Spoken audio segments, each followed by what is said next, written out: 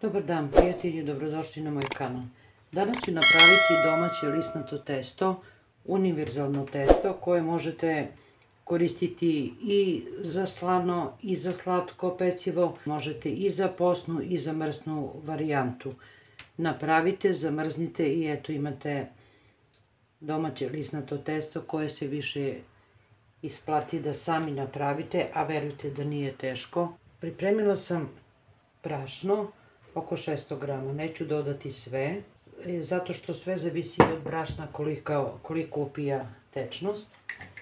Stavit ću kašičicu jednu celu i malo manje od pola soli, 250 ml mlake vode, skoro hladne, 60 ml ulja.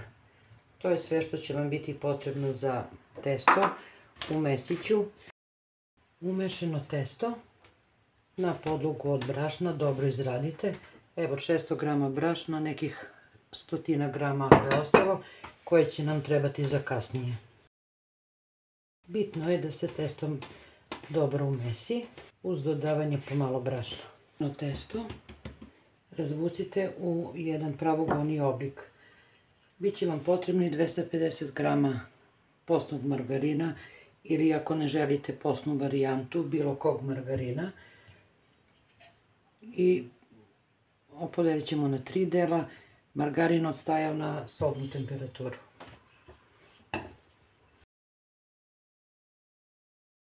Razvučeno testo premažite margarinom.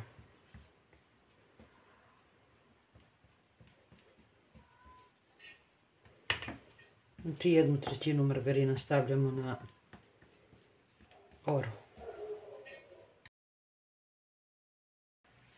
Prstohvat brašna posolite preko margarina i preklapamo.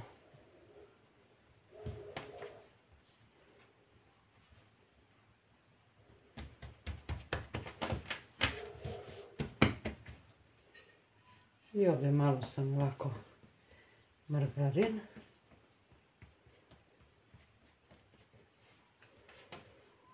Preklopimo.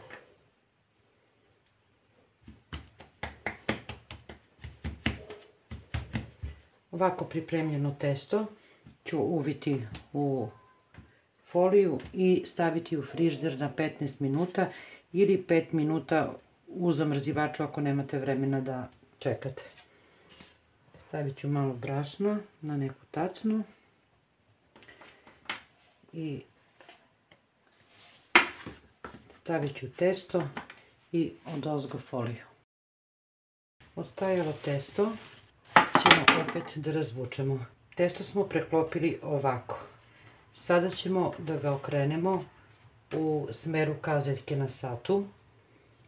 Znači ovako je bilo preklopljeno. Sada okrećemo ovako u smeru kazaljke na satu. I onda razvlačimo.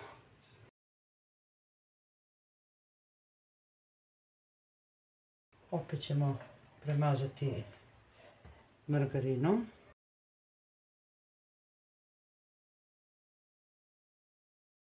Znači testo ovako 3 puta mažemo. I stavljamo u frižider ili zamrzivač. I opet ide u frižider na 15 minuta. Uopšte nije teško ga napraviti. Dok testo stoji vi možete puno toga drugog nešto da uradite. Ponavljamo postupak. Opet kako smo ovako sklopili, okrećemo u smeru kazaljke na satu.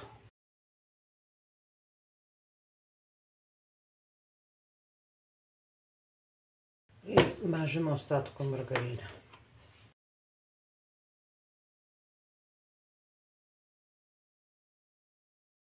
Treći put ide u frižider. Testo je i treći put odstajalo u frižideru. Opet ga okrećemo. Malo brašna. Ovo testo sada možete samo malo ovako.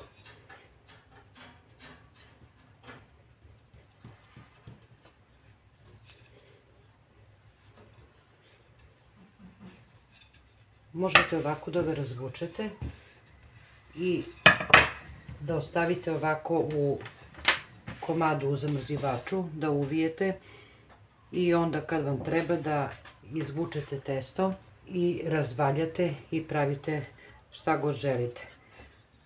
Ja volim da je testo pripremljeno, rastanit ću ga. Ovako pripremljeno testo, evo vidite na koju debljinu sam ja testo razvukla, ću podeliti na pola.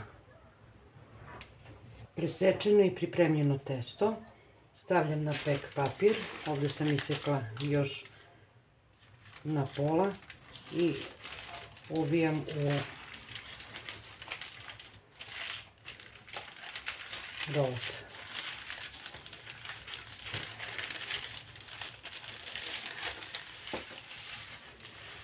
Ovako pripremljeno uviću u neku kesu, najlon i ide u zamrzivač.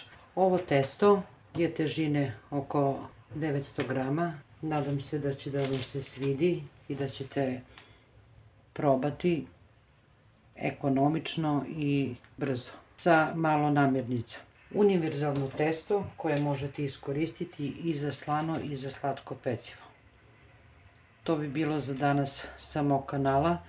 U sljedećem videu ću vam pokazati kako ću napraviti jedan dekorativan, a pre svega ukusan venčić za predstojeće praznike. Želim vam svako dobro i prijatno do sljedećeg videa. Veliki pozdrav sa mog kanala.